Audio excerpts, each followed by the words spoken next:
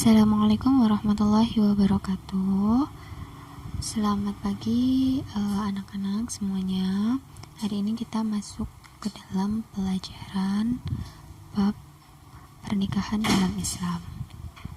Nah, untuk yang pertama, untuk pengertian dari nikah sendiri adalah ikatan lahir dan batin yang dilaksanakan menurut syariat Islam antara seorang lelaki dan seorang perempuan untuk hidup bersama dalam satu rumah dan membangun bahtera rumah tangga guna mendapatkan keturunan.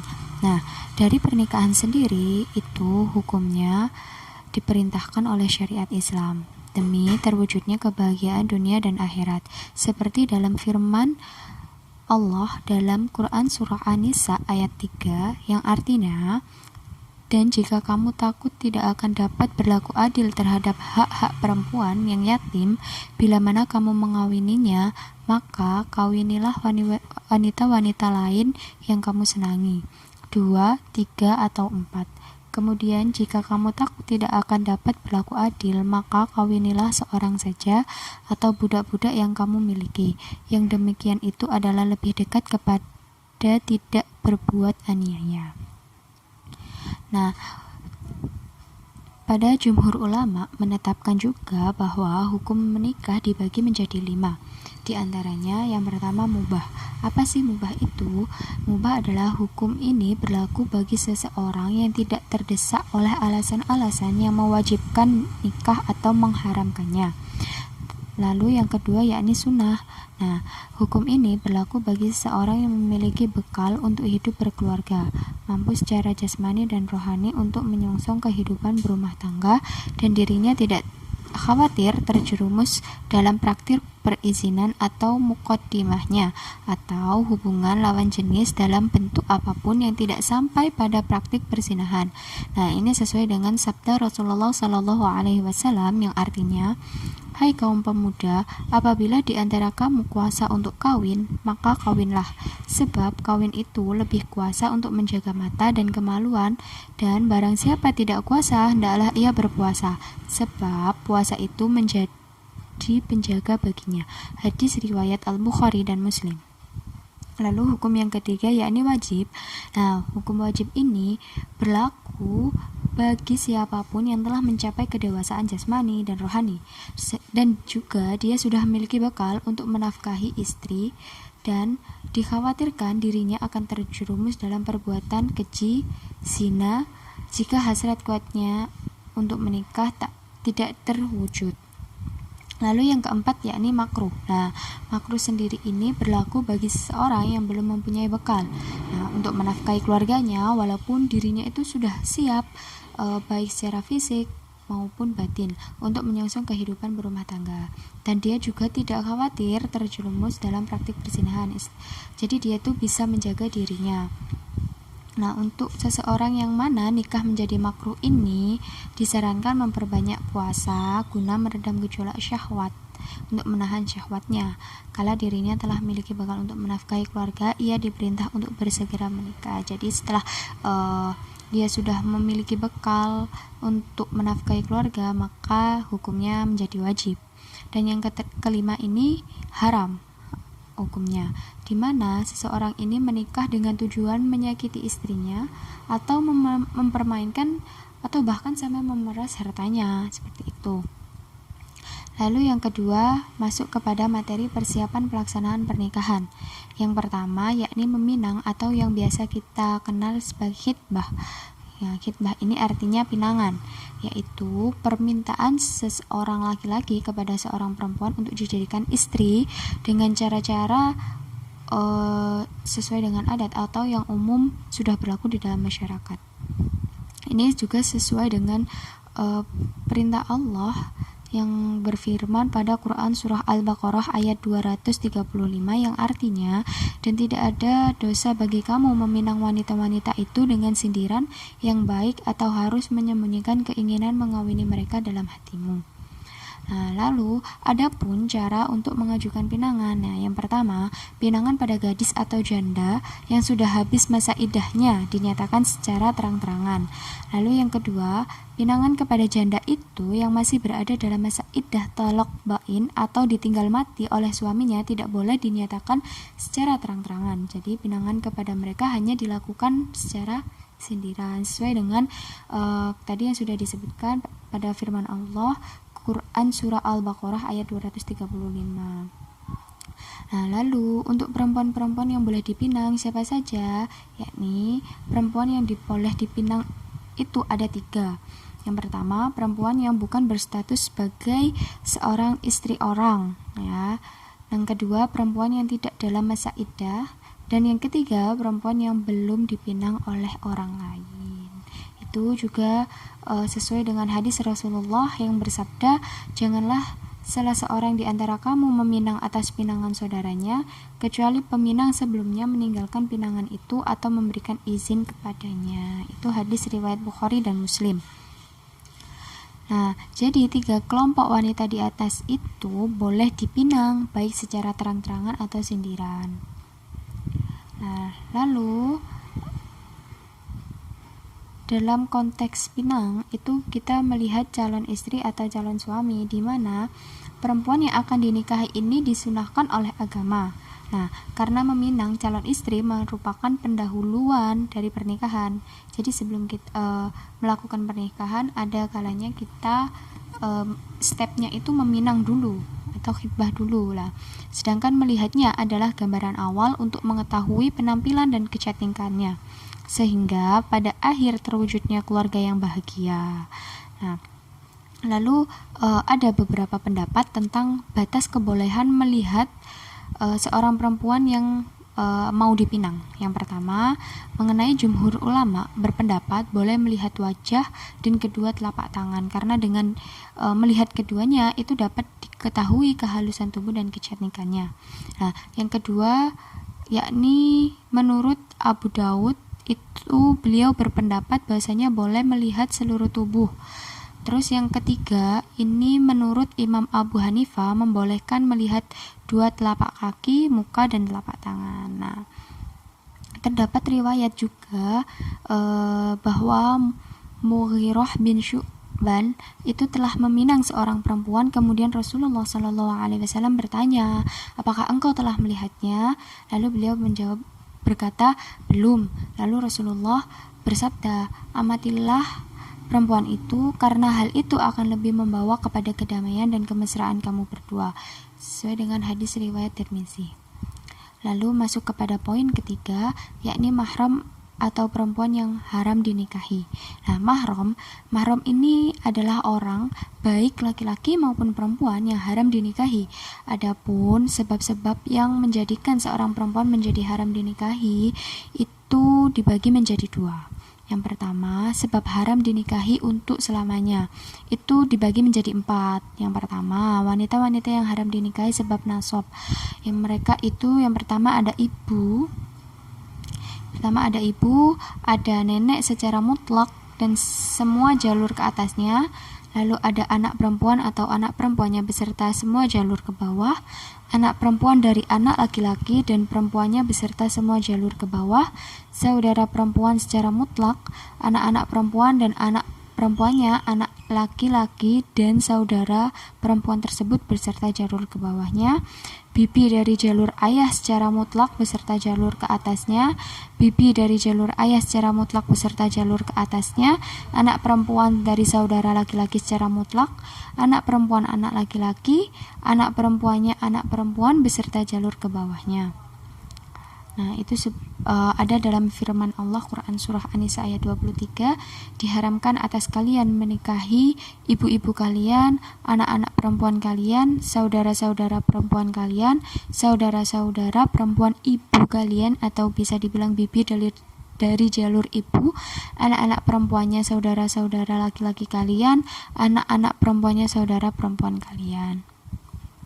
Lalu yang kedua, yakni wanita-wanita yang haram dinikahi karena pertalian nikah. Yang pertama, ada istri ayah dan istri kakek beserta jalur ke atasnya. Yang kedua ada ibu istri atau ibu mertua dan nenek ibu istri. Yang ketiga adalah wanita-wanita yang haram dinikahi karena susunan. Nah, ini ada beberapa. Yang pertama ada ibu-ibu yang diharamkan dinikahi oleh sebab nasab, anak-anak perempuan, saudara-saudara perempuan, para bibi dari jalur ayah, para bibi dari jalur ibu, anak-anak perempuannya saudara laki-laki, anak-anak perempuannya saudara perempuan. Yang keempat, wanita yang haram dinikahi lagi karena li'an. Nah, li'an ini persaksian seorang suami sebagaimana aku bersaksi kepada Allah atas kebenaran dakwaanku bahwa istriku telah berzina, itu diulang sebanyak 4 kali dan disaksikan oleh beberapa saksi. Lalu sebab haram dinikahi sementara. Nah, ini ada beberapa sebab yang menjadikan seorang wanita itu tidak boleh dinikahi sementara waktu. Yang pertama, pertalian nikah, di mana perempuan yang masih dalam ikatan perkawinan. Lalu talak bain, kubro atau cerai 3. Bagi seorang lelaki yang mencerai istrinya dengan talak 3, maka haram baginya menikahi dengan mantan istrinya itu selama mantan istrinya itu belum dinikahi laki-laki lain dan kemudian diceraikan, seperti itu. Lalu yang ketiga, memadu 2 orang perempuan bersaudara itu juga diharamkan bagi seorang laki-laki yang masih berada dalam ikatan pernikahan dengan seorang perempuan menikahi perempuan berikut, yakni seperti saudara perempuan istrinya baik kandung seayah atau seibu, saudara perempuan ibu istrinya atau bibi dari istrinya, dan lain sebagainya. Lalu berpoligami lebih dari 4. Nah, dari seorang lelaki ini yang telah memiliki 4 istri, sangat diharamkan baginya untuk menikahi wanita yang kelima, karena syarak telah menetapkan bahwa seorang lelaki hanya boleh menikah maksimal 4 orang wanita. Lalu perbedaan agama. Nah, haram pernikahan itu karena adanya perbedaan agama itu dibagi menjadi 2. Yang pertama, perempuan musyrik, yang dimana dilarang untuk dinikahi lelaki muslim, dan perempuan muslimah dilarang dinikahi oleh lelaki non muslim, yakni orang musyrik atau penganut agama selain Islam. Masuk kepada poin keempat, yakni prinsip kafa'ah dalam pernikahan, di mana pengertian kafa'ah yakni kesamaan, kecocokan, atau kesetaraan. Dalam konteks ini, pernikahan itu berarti adanya kesamaan atau kesetaraan antara calon suami dengan calon istri dari segi keturunan, status sosial, lalu agama, akhlak, dan juga harta. Lalu hukum dari kafah ini apa? Merupakan hak perempuan dari walinya. Jika seorang perempuan ini rela menikah dengan lelaki yang tidak sekufu tetapi walinya tidak rela, maka walinya berhak mengajukan gugatan atau fasak, di mana untuk membatalkan pengajuan pernikahan ini. Nah, demikian pula sebaliknya, apabila seorang gadis solihah dinikahkan oleh walinya dengan lelaki yang tidak sekufu dengannya, ia berhak mengajukan gugatan fasak juga. Di mana kafa'ah ini merupakan hak bagi seseorang, di mana kafa'ah ditinjau dari segi agama melalui firman Allah pada Quran surah Al-Baqarah ayat 221 yang artinya janganlah kamu menikahi wanita-wanita musyrik sebelum mereka beriman, sesungguhnya wanita budak yang mukmin lebih baik dari wanita musyrik walaupun dia menarik hatimu, dan janganlah kamu menikahkan orang-orang musyrik dengan wanita-wanita mukmin sebelum mereka beriman, sesungguhnya budak yang mukmin lebih baik dari orang musyrik walaupun dia menarik hatimu, mereka mengajak ke neraka, sedangkan Allah Subhanahu wa taala mengajak ke surga dan ampunan dengan izinnya. Dan Allah menerangkan ayat-ayatnya atau perintah-perintahnya kepada manusia supaya mereka mengambil pelajaran. Nah, dari ayat di atas itu bisa kita ambil kesimpulan bahwasanya dari ayat itu menjelaskan tentang tinjauan sekufu dalam segi agama yang menjadi standar, yakni keimanan. Ketika seorang yang beriman menikah dengan orang yang tidak beriman, maka pernikahan keduanya tidak dianggap sekufu.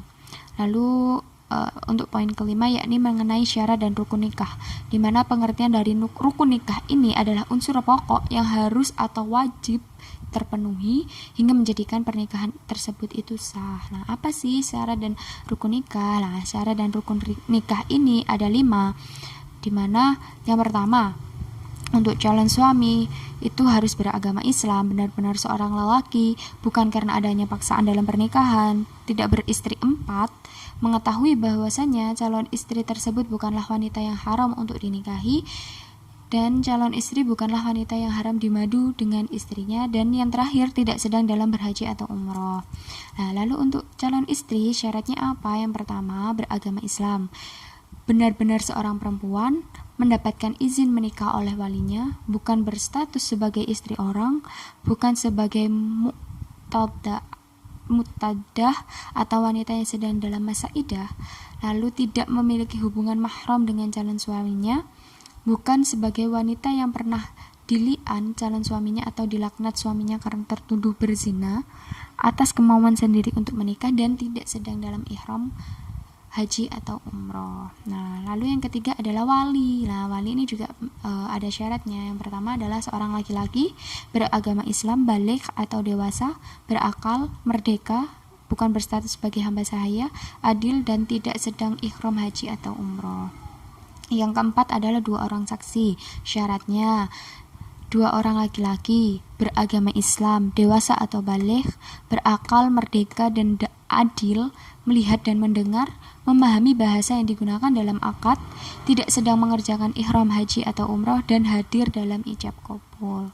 Yang kelima, ijab qabul. Syaratnya yang pertama menggunakan kata yang bermakna menikah atau menikahkan, baik dalam berbahasa Arab, bahasa Indonesia, atau bahasa daerah dari asal pengantin, di mana dari penggunaan bahasa ini itu disesuaikan baik oleh wali ataupun oleh para saksi untuk kejelasan dari konteks kalimat.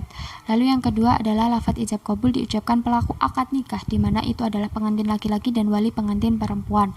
Yang ketiga adalah pelaksanaan ijab qabul harus bersambung, tidak boleh diselingi perkataan ataupun perbuatan lain. Jadi itu harus bersambung. Jadi enggak setelah wali perempuan mengucapkan ijab, lalu sebelum pengantin laki-laki ini melakukan qabulnya, pengucapan qabulnya itu diselingi dengan kegiatan lain.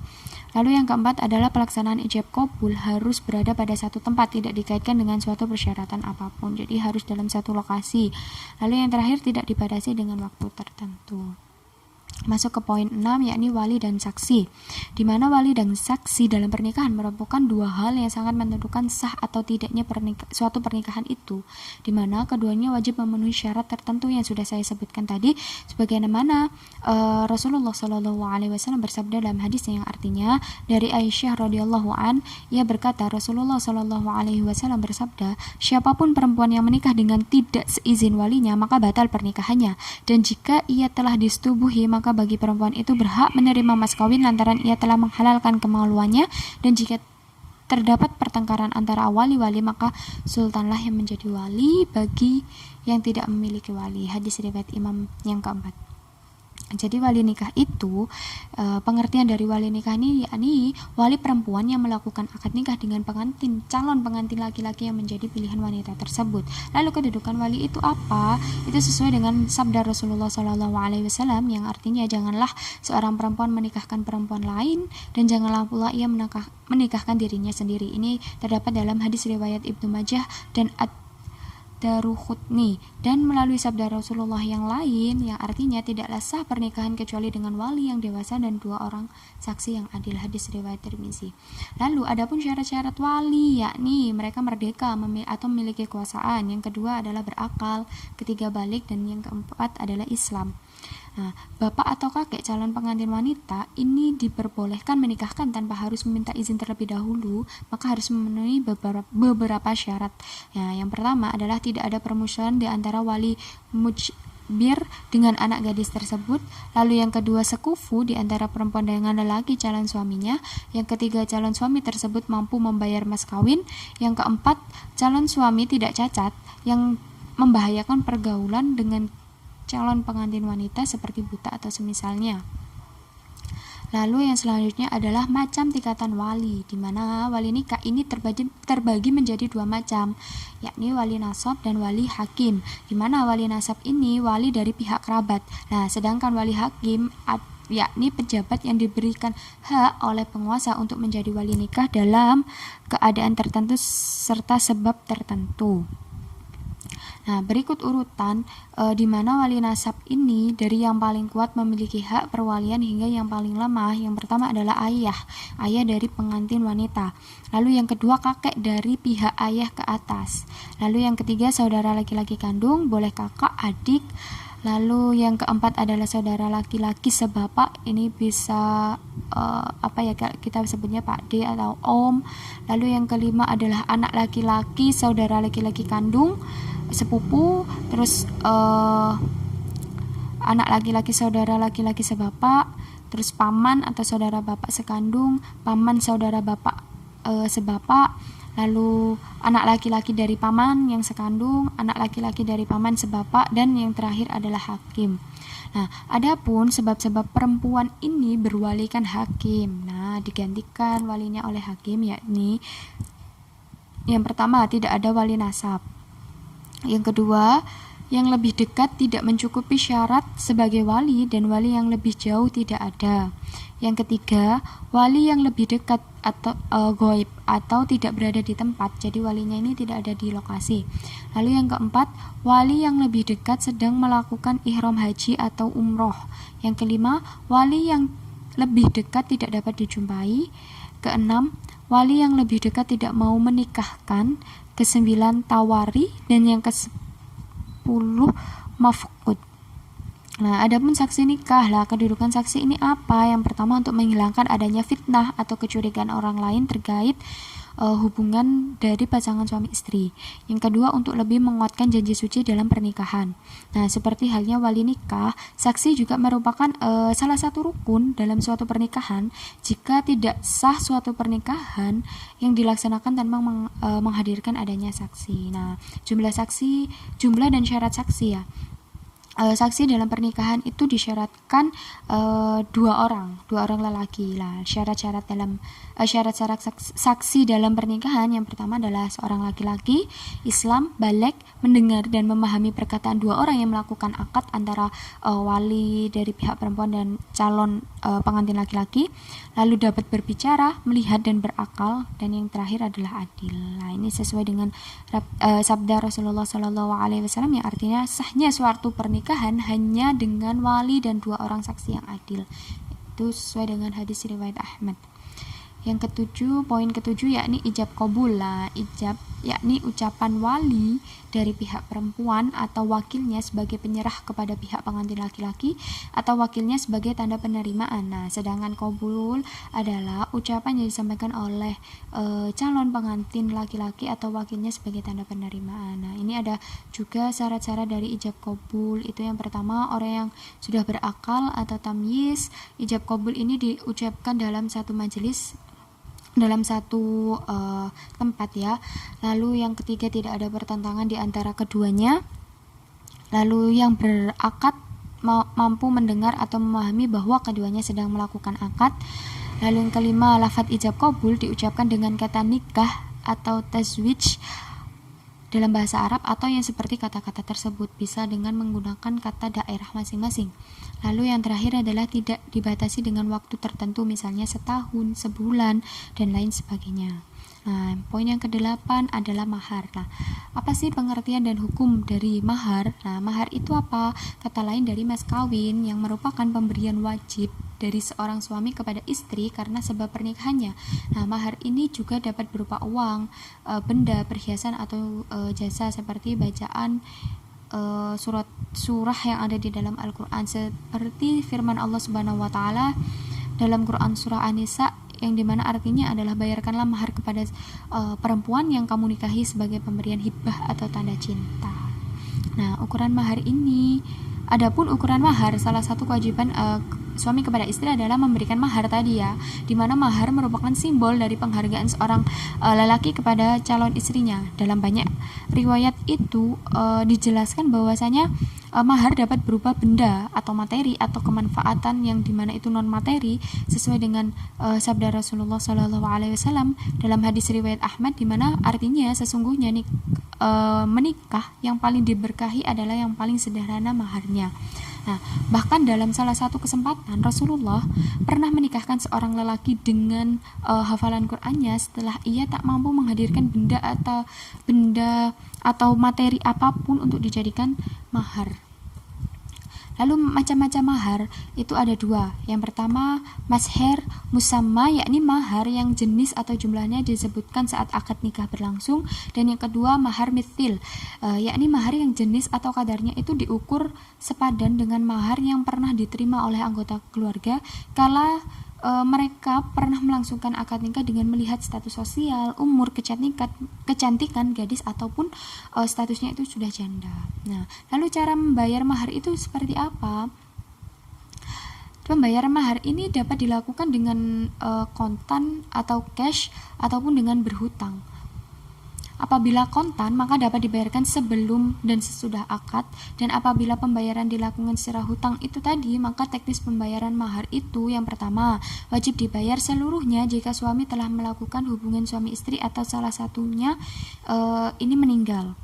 Lalu yang kedua, wajib dibayar setengah apabila mahar yang telah disebut pada waktu akad dan suami telah mencerai istri sebelum mereka bergaul atau berhubungan suami istri. Apabila mahar itu tidak disebut dalam akad nikah, maka suami itu hanya wajib memberikan mut'ah, pengembaliannya.